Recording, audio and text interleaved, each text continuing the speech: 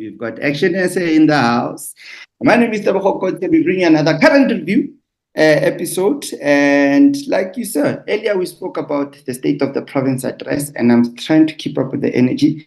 And like the name says it all, we'll be having a chat to Patricia Kopane from ActionSA in the Free State. She's the leader in the Free State for ActionSA. And action, had the action the boxing, but we will be currently talking about the State of the Province address that the Premier Dukwana delivered last week, in terms of which he mentioned quite key issues, and there's some issues that he missed out, of which we've been getting different views from different political parties.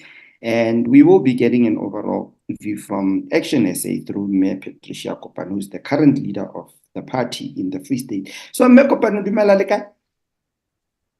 Dumela kgaitsedi ya ka, and ke lebohetse monyetla o le re fang ona. This is a very critical time in our country. We see there are so many things are happening. Especially where I'm staying here, there is a self-made that is because there is a lack of political will. There is no leadership in the Free State.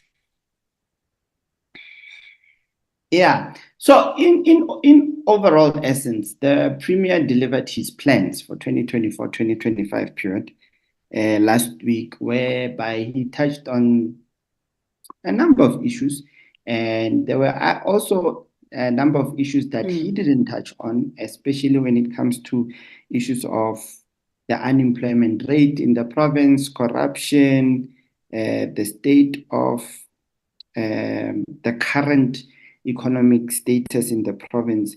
So what's your take on those views and others maybe that you might have an opinion on? Tebogo, thank you so much for the opportunity again. I think it was a deliberate, action that the Premier, he avoided to talk about those issues, because very well in the province and everywhere in the country, the state of our economy, it is not growing. The reason being the municipalities, they are dysfunctional. In the Free State, we are having about 18 municipalities. According to the Auditor General report, it clearly says none of the municipalities have received clean audit. It's actually a shame. His State of the Province address is an insult to many people of South Africa. He sounded like somebody who was in a different planet, while South Africa Free State people who were in a different planet. One of the things is that if you look at the municipality currently, there is no way the economy of the municipality will grow if the state of the roads, they are so bad. There is no basic service delivery that is rendered. There are municipalities, more than 23 towns, there is constantly no water. We know that the electricity have a huge impact on many business in our province. Last year when he delivered his State of the Province address, one of the key fundamental things that he mentioned, he said he's going to make sure that all big projects, especially housing, even specifically mentioned that there's an 11,000 backlog of housing, is going to be completed. There will be job creation. People will be having houses. But as I'm speaking with you right now, we know he spoke about Dark City here in Mangaung, where more than 500 units of houses have been built since 2016. Still, they are not completed. There is no plan that he mentioned about it. The houses are left dilapidated. People are still not having houses. He mentioned about the hostel G19 or G19 in Welkom. That those hostels, those houses, those apartments, they were built as far as 2019. Still today, they are dilapidated, left empty. People, they don't have houses. The very same province of the Free State. Last month, I think last month, we lost about 600 million. That was budgeted to build houses in the Free State. But that money was never touched. Nobody was built a house. No house was built at all. So it's a shame. It's an insult to the people of the Free State. Today, the people who have invaded, about more than 6,000 people invaded the land that I just mentioned, is because they've lost confidence in this government. Currently, Mangaung, even the national government, I happen to have been in the portfolio committee of public works and infrastructure. Government doesn't have an asset register that clearly indicate where are the buildings of government, where are the buildings of the municipalities, where are the national buildings of government? Because there are many buildings that are left unattended. They can be converted to residential houses, but nothing is happening. So the economy of the Free State, it is not growing. Only on paper, as the Premier, when he said about many plans that never materialize, he's not doing anything. Currently, we're having about projects that are more than 1.9 billion that cost this province. He said they will be completed, not even a single one of them. The biggest police station, Park Road here, 100 million was budgeted, about 38 million was given to 3 contractors. They left, did the shady job. Nothing, nobody was held accountable. How do you expect the investors to come and invest in a province where the level of unaccountability is not happening? One thing that he didn't mention deliberately is, though he mentioned partially, and I want to sensitize people, is the Department of Education. Free State, according to the annual report that clearly shows all the provinces, Free State, the grade 10, we had about 63,000 grade 10s. Out of those 63,000, only 23,671, they wrote and they failed. What happened to the rest of the students?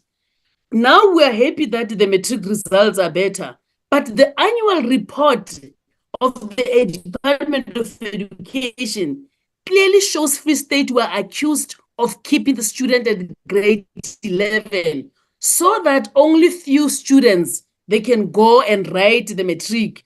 Those who are poor learners, they are kept at grade 11. It's an insult to the people of South Africa. We cannot play games with the education of our own children. Many municipalities, the economic prosperity is not going on. Look at Machabeng. Machabeng is owing about 5 billion to the water board, 5 billion to the electricity. We know many municipalities in the Free State, they can't even pay their own employees.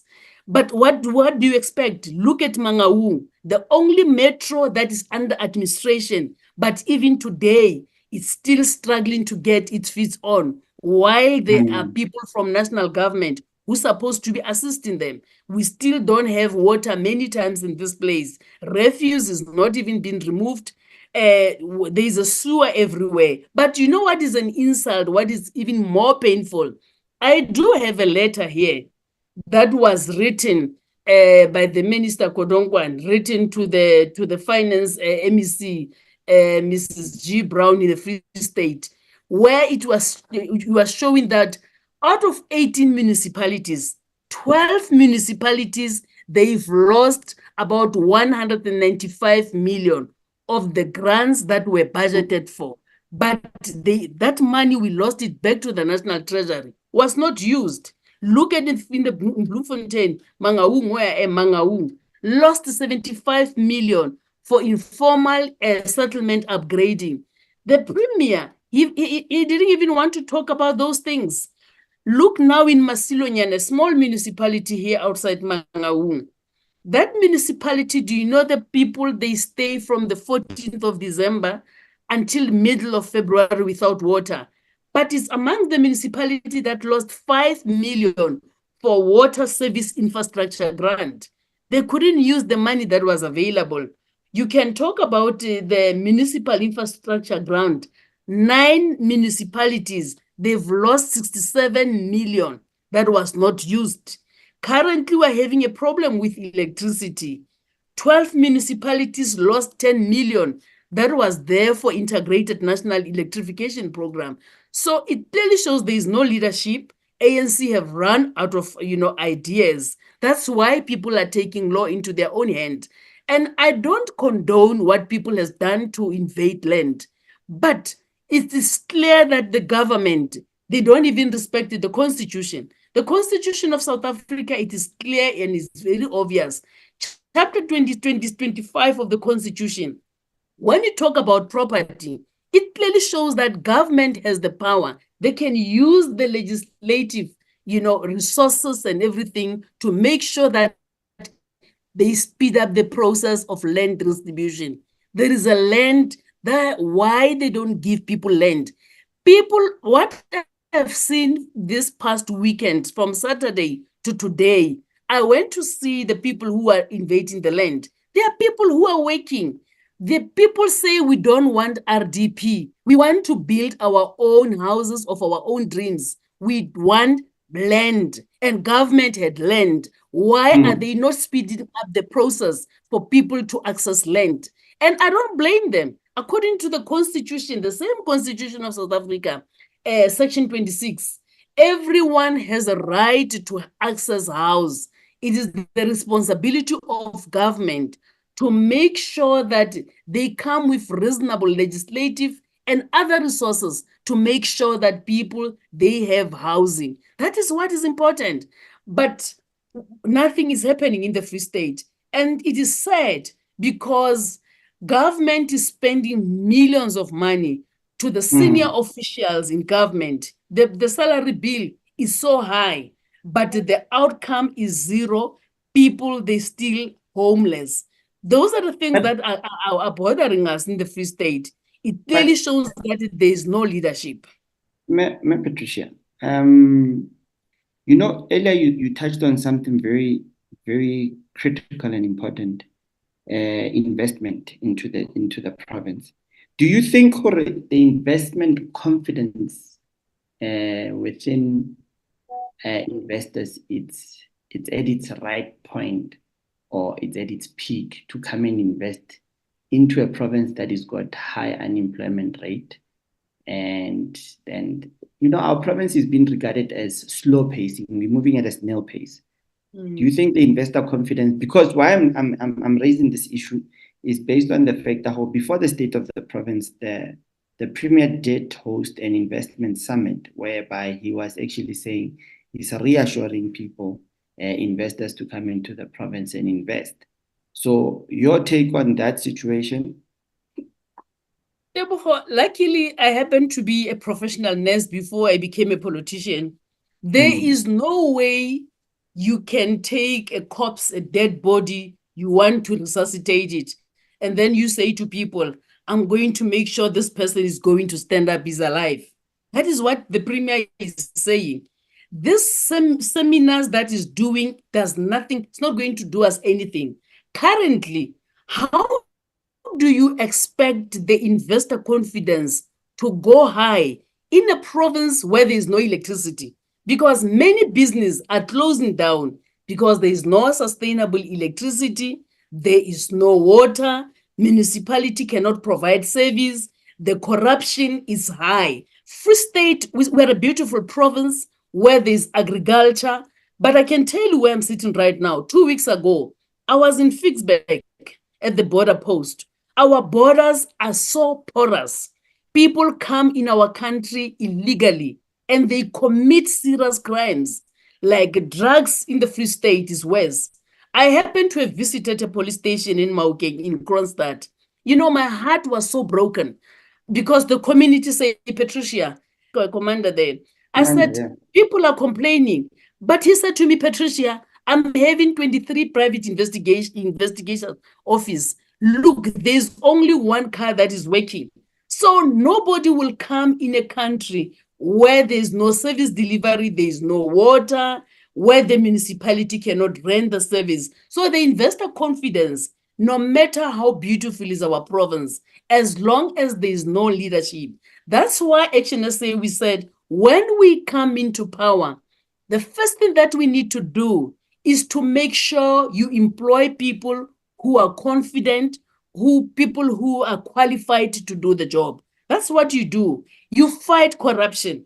Corruption is something that steals from the poor. Emin Mashaba, when he became a mayor, You remember the Scorpion was established. Mr. Sibia was the head of the Scorpion during the right time when after democracy. He took the very same Mr. Sibia, he established an anti-corruption unit, and they recovered more than 2 billion in the municipality. Through what? They were investigating how the municipality is losing money. Firstly, there was a lot of money for people going overseas trips. Mashaba, he stopped that. There were about more than 100 and something buildings that were illegally taken by illegal immigrants. But he had the political will. He went to speak to the owners that were in South Africa who lost hope about their own buildings. Others were overseas. He went to the court, the High Court, and he requested these municipalities, the High Court, to give him the permission to change those buildings. And he went through to the private sector. They spent more than 22 billion to build those buildings for residential purpose. That's how you stimulate the economy, the investment. The investor confidence will come if government is proactive. But our government doesn't care. They don't look after our own people. You know, it was heartbroken for me to be in Springfontein, in Kopano, where I took some of the people who were not paid salaries by that municipality. They say, Patricia, the last time we earned our salary, it was in November. They are having the medical aid in their hand. The medical aid has elapsed. They say, how can we retire when it's supposed time to retire? Because the pension is never paid to the pension. So that is an illegal, is a criminal offense. That's why we open criminal charges against the municipalities. We need a caring government. That's all that we need. Investor confidence will come up. Hey, Patricia, I'm going to come to the health sector, Yes. especially given your background in the health industry. The current state of our health, I don't want to say department, health institution, the hospitals and clinics in the province, it's at its poorest. And it's 30 years into democracy. It's 30 years of whereby things should have been way better for our people, because government has spoken about the medical bill that NHI, what, I forgot what it's called. And also we saw the current department also, they launched an app that says it's going to help people. But you look at the current, you walk into Bongani, you walk into National, let me not say National Hospital. National, when you have a conversation with the community, they will tell you they don't want to go to National because they call it a morgue. Yes. What are you as ActionSA, what's your take about the current health system in our province? And what changes would you promise the people? Because I'm asking you in this situation, this is 10-2 elections right now. And I want to hear your mindset in terms of how would you change the current health system, because it's not beneficial to our people. Our people are still struggling. I saw a campaign on TikTok the other day. Young doctors in the country are complaining that they are not getting employment. And when you walk into a hospital and you ask them, why are you only working with one doctor on a night shift? They're like, we don't have doctors. But you've got tons and tons of young professionals that have qualified that can be utilized. What would be your take on that? Tebogo, thank you so much for asking me this question. To be honest with you, the state of our healthcare, even in the country, I happen to have been in a portfolio committee of health in Parliament. It's on a decay. It's a reality. It is not a joke. Why am I saying this? You mentioned many hospitals, and I've done oversight to those hospitals. We need to make sure, if you remember, there was an amendment of the National Health Act where I was in Parliament when we're introducing that all the healthcare facilities, there must be norms and standards to make sure that they are functioning properly. And one of the key things that was very important was to create the office of the ombudsman. But what was funny during that time, you can even go to the archives of Parliament. I was against that the office of the ombudsman currently he's appointed by the minister and he's reporting to the minister. His power is to investigate whether public and private, they are complying. Are they providing good service delivery to the people? But currently, the office of the ombudsman, because it's funded by the minister is not funding the office of the ombudsman sufficiently so, and they cannot do their job without fear. They are doing their job with fear because they are relying on the minister to give them money. As ActionSA, we said the office of the ombudsman, we are going to make sure that it's going to function independently. And the ombudsman must be appointed by Parliament, and must funded by Parliament, must report to Parliament. And the ombudsman must be given the adjudicative power, where it must say that when we find this facility, this is what I'm going to do. I'm going to close this facility and this thing. So, but up to this now, the healthcare facilities, they don't comply with what the Constitution is saying. So that's what we're going to do.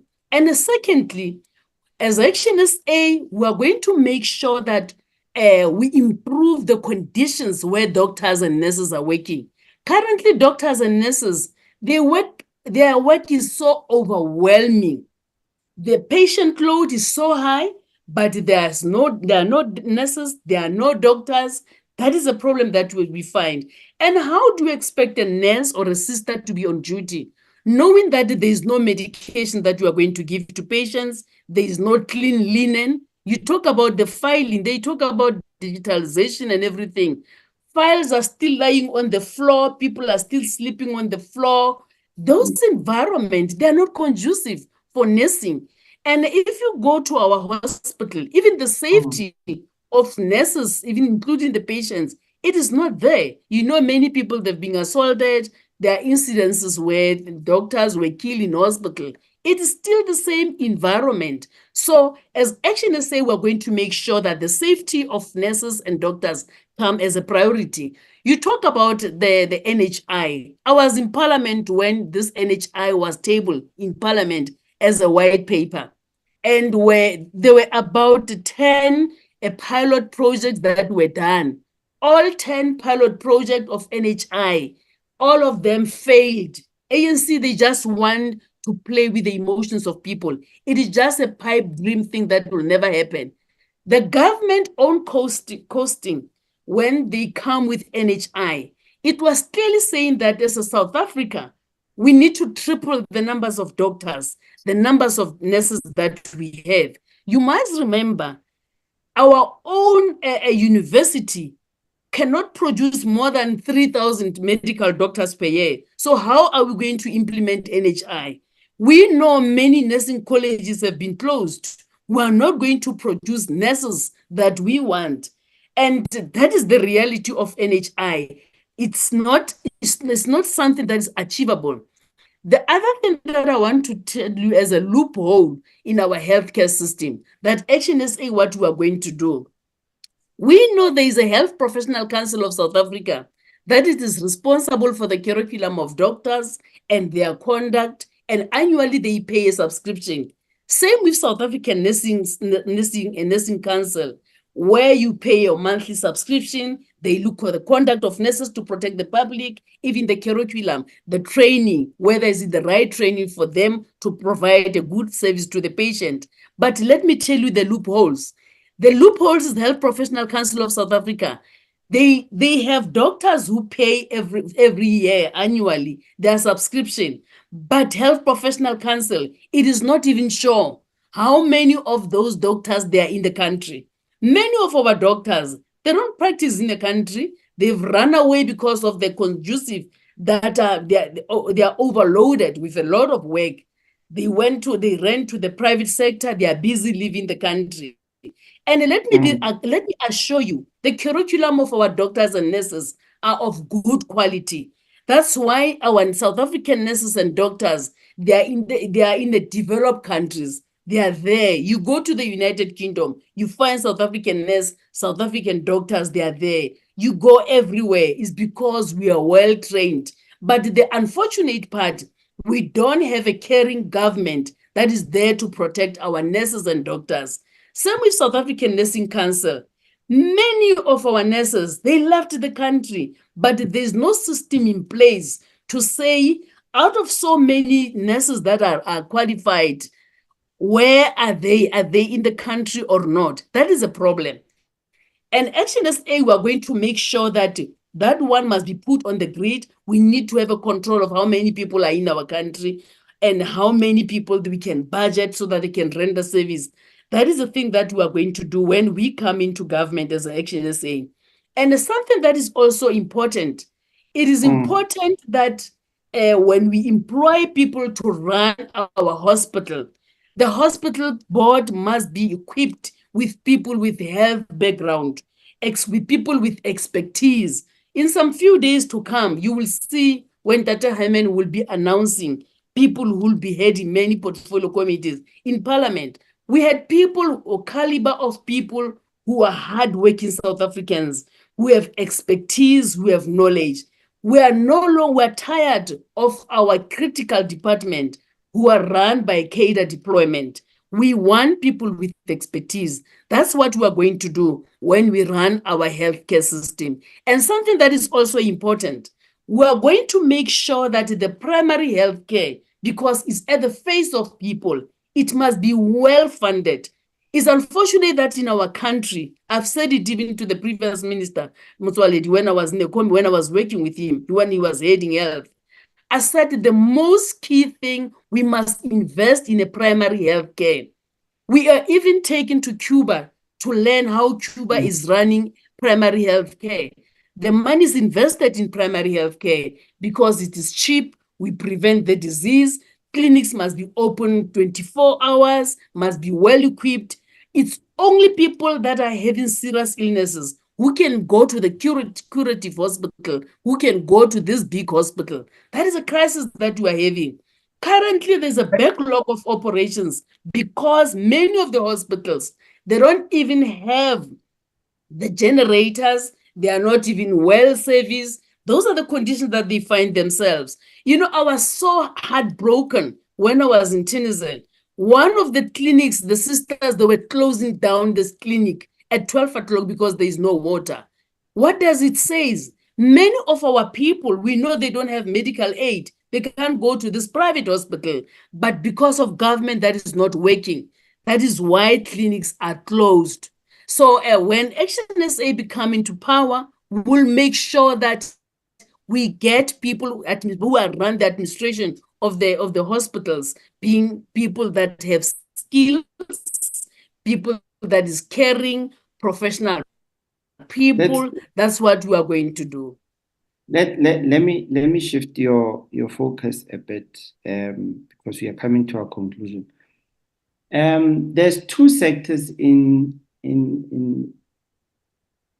let me say two departments that I feel that they are being neglected, and it has caused a huge frustration, especially amongst the young people, due to the unemployment rate, the high unemployment rate that we have in the province.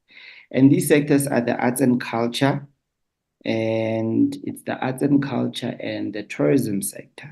They are poorly neglected, and we are seeing other provinces like in Gauteng, KZN, and Western Cape, that these two sectors are actually they are also part of the priority because they tend to create employment, because young people can create employment for themselves through these sectors.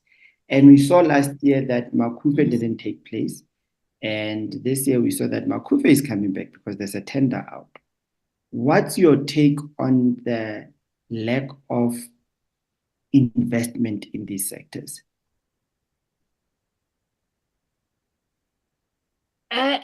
Tebogo, to be honest with you, I'm happy that you raised this issue of young people.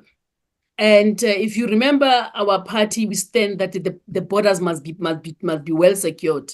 Because of the borders that are so porous, Do you know how many illegal immigrants there are in our country selling the drugs to our youth? You know, I happen to have been in a Mafura here. It's one of informal settlement, though it's developing now gradually. You know, youth during the day, they just on drugs full time. That's when I was doing door to door. It is heartbroken. And the students, they are so creative. You won't believe the caliber of the activists, the people that I'm working on the ground. Black people, they are resilient, they are hardworking, they are so innovative. And you could see that they just lack a government that will just ignite, you know, their life with something. That is all that is left. Why have we closed all this? They used to call it Ambach School or a revocational, you know, the TVETs and everything. Students, they must go there and be given different skills. It's not everyone who's a material of the university. That's one thing for sure. Why we need to open those, those colleges so that students can be empowered with, you know, with skills to so that they can work for themselves. And primarily, I also want to indicate it is not the responsibility of government to create jobs, but is to come with enabling environment so that a small business they can be supported, people can work for themselves. That's what is important. Even the big business, if government is working with big business, they can help the community, especially the youth, to become something. For example, here in the Free State, we are centrally placed amongst other than 8 provinces. We are a place that is so beautiful, mountainous. There's a lot of people who comes overseas to come in the Free State to see what we don't see, because we are here, we just see informal settlement. They are excited with mountains, the rivers, the history, where we come from as a province. So those tourism youth supposed to be involved in those programs. But unfortunately, government doesn't invest. You can go to any one of the places for relaxation. I was here at Naval Hill. It used to be a beautiful place, park, where the tourists will go there, relax half of the day on their way to Cape Town, on their way to Gauteng, on their way to Durban. But it's so dirty, so nobody can visit those places. Department of Arts and Culture was one of the departments that there was an investment, but unfortunately, it happened to be used as a cash cow for those comrades to benefit themselves. It's actually an insult that Makufe couldn't happen. Do you know how many people who are not Free Staters, when you talk about Makufe, they will tell you, Patricia, we will be there. We are looking forward to come to Makufe. It is a shame, but I want to say at this point in time, I want to thank somebody like Ntate Obuti Freddy Kenny to come up to see when government was failing with other people. They said, we cannot see, or we cannot just let Free State down. Let's come with something similar like Makufe. To do that as private people, that's what we are looking for. Let the private people stand up because the government is failing. South African people, let's all stand up and do things that is right so that we save our life. Because currently, we are having a government that is uncaring. Many of our children who are supposed to be at the universities, they are not at the universities. They are roaming the street, smoking the drugs, and we don't even have the rehabilitation centers. I was at the CUT and at the University of the Free State. I was so heartbroken to see how many students travel from far, from poor, from families that are so poor. They were looking for education, but still they couldn't be assisted with any funding. But go and check the national budget that was made by the Minister of Finance in a country, Mr. Godongwan. Look at the money that is being budgeted for the VIP protection. Why the ministers have to have the bodyguards, while the students of this country who are deserving to be at school, they are roaming the street? That is something that the South Africans, We need to stand up. This cannot happen under our name. The education of our children is so important. If you want to destroy any nation, you destroy the youth. That's what this government is doing. They are destroying our youth. And as ActionSA, we believe that education is a key fundamental thing. Educate the youth so that the economy, there will be a society will be prosperous. That's what you need to do. This department that you mentioned, they are very important. Business people, let's stand up and protect our community. I think that's what we need to do. Let's close the borders. We are not against foreigners, but we said let them come legally in our country. And we are looking even for the people from outside who are bringing the skills that will come and help us to stimulate our economy. That's what we are looking for. As much as we go to their own country, we respect their laws, we go legally. That's how you need to protect our youth. That's all that we'll be doing as ActionSA. Let's make sure that our youth have a better future, because any nation without youth, that they are educated, they are skilled, nothing will happen. There is no prosperity in that society. So as ActionSA, we will make sure that each and every cent is spent on the education of our children. Look what is happening with the grade 8 students when they fail standard 10. It's because the transition from when they started the early childhood developmental center, there is no focus on the first stage when a child was born while he's still there. Education of a person, you can't focus when he's in grade 8. It's too late. You have destroyed that child. So as ActionSA will make sure the education, we start from early childhood development until the people they are at high school and go to the universities, goes to the TVET. That's what we are going to do. Energy crisis that we're having in this country. ActionSA, what we are saying, we want to make sure that many business must be created. Come up with renewable, sustainable energy so that everyone must have electricity. When there is more competition, the market is open. We are not only getting electricity from Eskom, the electricity will be cheap. That's what we are saying. These new people who are at the university, let them give them skills, be the one running this business, because there's a lot of sun, there's a lot of wind in South Africa. So why are we not having energy, sustainable energy? Those are the things that we want to do. And we believe in the rule of law. Currently, the laws in this country, they are protecting the rich, the politician, at the expense of the poor people. So we want the rule of law where all of us who are equal before the law. Companies that have stolen money from government in the Free State, we are going to re-invoke Section 28 to the National Treasury of saying all tenderpreneurs that have stolen money, they didn't finish the project, they must be blacklisted, never do business with government. That's how we are going to protect our Free State. Free State is a beautiful province. It just needs the leaders who have ethics and morals, will respect people. That's all that we need. Patricia, whether I need to dedicate an hour and a half and have a podcast with you, because I can see as you're talking, like they keep on coming. How highlighting to this point, you jump onto another one. And you are mentioning key points that are actually critical and they need attention. And these are pointers that I bet you every South African is also raising.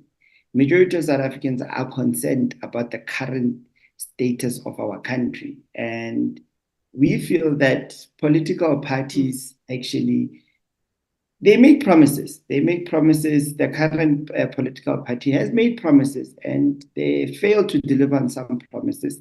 They've delivered on some. And like you say, corruption is on the top of the list with South Africans. Unemployment is the second. Energy crisis also hampers the international investment coming into the country. There's so many issues. That's why we need to dedicate like an hour and a half and just sit there and just listen to Yes. you. Because I can hear that you're quite strong and you've got factors that can change. But unfortunately, I don't have much time. I would love to have actually carried on this conversation, but we will bring you back and actually give you that time, sufficient time, because there is a program that we're working on. And, from my point, continue the hard work, continue informing South Africans, continue doing what you guys do, and all the best in terms of campaigning. They say it's 5 elections. And like we say, I don't know if you have any closing remarks, but I'm going to limit you to 15 seconds. When I know you need an hour, Yes. I'll limit you to 15 seconds. But if you can just give me a closing remark, I'll be the happiest person on the planet. Thank you, Tebogo. You know what? As ActionSA, I just want to say to South African people, we're a democratic country as South Africa. We can only change our circumstances through the ballot paper. We cannot be voting the same party for 30 years. You expect different outcomes. That is insanity. So there are opportunities there. There is ActionSA. We say, please lend us your vote. We are going to change South Africa. Our president, you have seen what I've done in this province.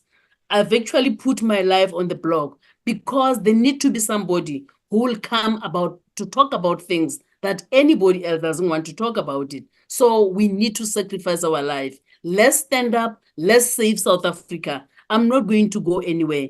Please, on the 29th, go and vote ActionSA. We are ready to change South Africa. Thank you, Patricia. No, ladies and gentlemen, you've heard it all. Very soon. I don't want to get into too many plans, but I know our producers are working on it. We're going to have a very interesting political debates leading up to the elections, whereby we're going to be calling different political parties. We'll be putting it on the table. I'm going to leave no stones unturned. The likes of Patricia, I'm going to be on that table. It's going to be very interesting. But without wasting time, ladies and gentlemen, Patricia, thank you very much for availing yourself. And I humbly and appreciate you and your action. And like I said earlier, all the best. And thank you all for reaching out. And ladies and gentlemen, we're going to be going into our last interview in a few minutes, whereby, we're going to be getting a different feel. Like, this is interesting. You guys are actually you're getting my mind to work. And now I can't wait for those big debates. I'll be ready for them. So thank you very much, ladies and gentlemen. Don't go too far. We're going to take a quick break. And when we come back, we're having a conversation with the DA. Thank you.